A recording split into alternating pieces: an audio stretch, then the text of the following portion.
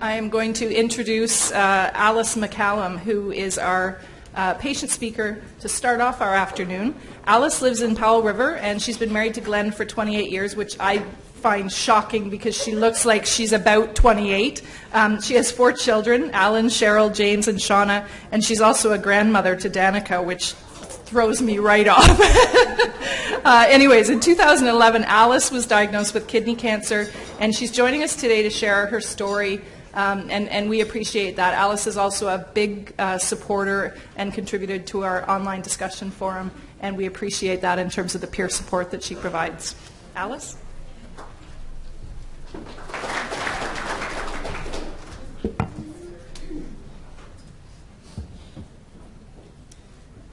Good afternoon, and thank you for allowing me to come and speak to you today.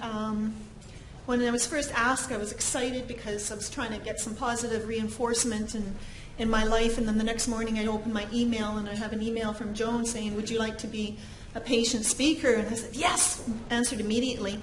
A couple of days after that, I was thinking, what have I done? My story, I feel, isn't all that interesting, but every story has its story. When I was first diagnosed, and in a way to keep all my friends, I'm a quilter and I have several quilting friends all over the world, I created a Facebook page called It's Cancer, Now What? And that's basically how my story is. It all began on March 13th, 2011. In the wee hours of the morning, I woke up with a severe abdominal pain, and I thought it was the worst case of indigestion I've ever had. Tried all sorts of home treatments, and to the point where I was curled up on the ball in the bed, and then decided, I'll go to the hospital, they'll give me a pink lady, sent me home, and I'll be fine. Little did I know. What they ended up doing was putting an IV in me and giving me morphine to manage the pain. And I've never been on a narcotic before, so when the morphine hit, I actually felt it go into my system, and I went, whoa. And the doctor and the nurse, both males, said to me, and they just froze. And they said, are you okay? And I went, yeah, whatever you gave me just hit. And they said, oh, you're just nothing but a lightweight. So after 8 o'clock in the morning, when the lab the lab opened up, they did some lab work, and an x-ray was ordered. Then they sent me home and said to come back the next morning, which was Monday morning, for an ultrasound. So I did that, not thinking, okay, yeah, it's my gallbladder and whatnot. Had the ultrasound done, went home, received a phone call later that afternoon from the general surgeon saying, yes, it's gallstones, but there's a problem with your kidney. And me, being the person that I had become, because I need to back up a little bit, in January, my husband ended up coming home from university. He'd been injured on the job about 6-7 years ago, and he was being retrained by WorkSafe. And with part of his issue, he was having some memory issues, and he ended up failing out of university and came home. And he was being supported, and we were being supported by WorkSafe financially. And now we had no money coming in. My hours at work were less than 8 hours a week. But I started thinking, I'm only going to focus on what I know. I'm not going to worry about the future. We'll just deal with what we have, and we'll work through it. That ended up helping me with when I was diagnosed with cancer. After the ultrasound, I mentioned, the general surgeon had called, and he had said, we need to do a CT scan. Can we do it tomorrow? And I said, well, can we do it on Wednesday? Because I've got to take my girlfriend down to North Vancouver to see her surgeon for a knee replacement. And, can we do it on Wednesday? And he hesitated, and he said, yeah, okay, Wednesday's okay. And in the meantime, I still have no idea what's going on. So Wednesday, it was March 16th, and I'd made an appointment to see my family doctor later Wednesday afternoon to talk about this gallbladder. Like, did I really need surgery? What does it do? I haven't had surgery since I was 6 years old, and that's when my tonsils were removed. So, and no real sickness and whatnot. So I went in to see my doctor Wednesday afternoon, and it was really kind of strange because he had pulled me into his office, not the examining room, but the office. And he sat down, and usually he's got a smile for me, and just had this look on him, and he says, what's the matter? And he says, we think you've got cancer. And I looked at him and I went, what? I mean, I'm here for my gallbladder. What are you talking about? And he said, well, we've been, that's why you've had all these tests all this week. And because he told the general surgeon, we better make sure with this woman because she's the rock of her family. Sorry. And with my husband going through his issues, I was. And so that was Wednesday evening. I walked out of the medical clinic, and I'm not one to use swear words or cuss words. I came out of there and I just wanted to blast the world.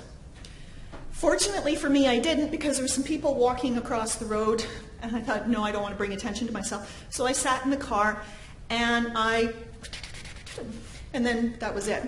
So they took the note over to my place of employment, which was Save On Foods, and told them I wasn't going to be at work for a while. And then phoned my eldest daughter, who was 24 at the time, and my eldest son, who was 26, and said, I need you guys to come home. And I phoned a very good friend of mine, the one that I had taken to Vancouver on the Tuesday, and I said, I need you to come to the house. And so, everybody's coming home, and they're like, what's going on, what's going on?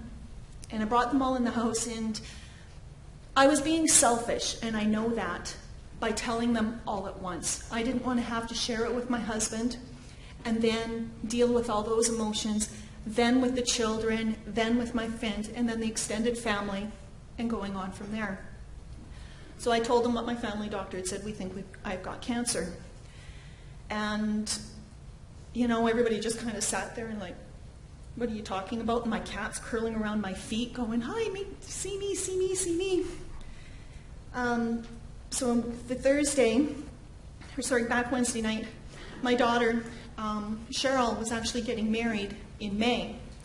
So in 2 months' time she was getting married, and she says to me, she says, Mom, are you going to be able to come to the wedding? And I told her, I'll be there if I'm in a wheelchair, a hospital bed, whatever, I'll be there because I am, or was her matron of honor. And then she says, I don't want to be selfish, but are you going to have hair? And I went, I really don't know. I don't know anything about kidney cancer. If I have to, I'll wear the big fanciest hat that I can. So then times went on. I saw Dr. So a couple of weeks after that, and he told me that I was going to have a radical nephrectomy, plan to do laparoscopic, but expect it could end up being a full open. So that was fine. Save On banded together and did a lot of fundraising for us. One of the girls created green ribbons, and because Save On colors are green ribbons, and it just so happened coincidentally that I was diagnosed confirmation on St. Patrick's Day. March is Kidney Cancer Awareness Month. The color of kidney cancer is green, and it was just like something else. I'm running out of time, I see that. One of the things, I had actually found KCC on the internet, but I was a little bit leery, like what's the validity of it? Like, is this for real, or is it, but the two sites that I did rely on was the BC Cancer Agency and the Canadian Cancer Society. So I learned a lot about kidney cancer through that, and also in consultation with Dr. So. I'd like to share with you, the kidney cancer diagnosis wasn't that big of a deal to me. It just seemed like it was going to be a way of life. Not that anybody had that's the way I accepted it. What really threw me for a loop was in mid-April. I hadn't heard from Dr. So's booking clerk, and this is a month now after diagnosis, and all I know is cancer. Once you get it, they got to yank it out, and this wasn't happening for me. And so I phoned, and she says, oh, well, he's booked for the month of May. And I'm going, okay, so you're telling me that I could be waiting until June? And she goes, yeah, could be. And I went, thank you very much, and got off the phone, and I broke down. Like, this is cancer, you got to get it out of me. Tried to get in to see my family doctor. I couldn't do that because it was past the time and whatever. And two of my friends here, Pamela and Cassie, I hadn't even met Cassie in person, but I know Pamela for some time, and Cassie was a friend of Pamela's. And we've been talking on Facebook for several years. So I sent an email off to Cassie going, what do I do? What do I do? And she said, just take it easy. Because if they're not racing to take it out, it may not be that big of a problem. And so it was just kind of, that's the way it is. So my kidney was removed in May 2011. My gallbladder was removed in July. They were hoping to do it together, but I ended up taking a cancellation. So my surgery was 10 days before my daughter got married. So we even figured, okay, even if it was full open, I'd still be home. I don't remember much of the week that she was married because of the painkillers that I was on, but it was great. She says, Mom, I just need you with me. And she drove me everywhere, and we had, a great week, even though I don't remember a lot of it. I met Cassie just before my surgery because she'd offered me a place to stay because I could only stay at the Cancer Lodge the night before my surgery, not the day of the post-op. Met Cassie, picked me up, and as we're driving along, somebody you've never met before, you just don't know, what they're like. And this sense of calm came over me, and I said to her, I says, you know what? I'm comfortable with you, and this is okay. So it was their support that really got through me through this. Unfortunately, everybody do get a support system. It may not be your spouse. In my case, it wasn't my spouse. It wasn't even my immediate family.